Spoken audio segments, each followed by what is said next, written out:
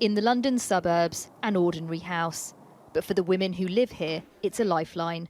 They've fled domestic abuse, often with no money for clothes, nappies or food, let alone to find accommodation.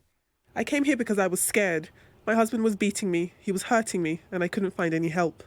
This victim, who spoke no English, ended up sleeping rough before coming to this women's refuge. It was really scary. It was a new country, I didn't know anything, and I had to leave my daughter behind. And we're trying to push for that necessary change in that. Staff here are being told about a new Home Office scheme, which will give hundreds of women in these dire situations access to cash payments of up to £2,500. There's going to be a lot of demand for these payments and not many of them to go round. How will you decide who gets them? There's never been anything like this scheme before. No government has done it. No government has provided direct cash grants to support people to leave domestic abuse. Of course, we're going to have to see how it works through. It may be that we need to increase funding. The point of this initial cash injection is to give you the security and the confidence to make that first move to leave the relationship and hopefully come to a refuge.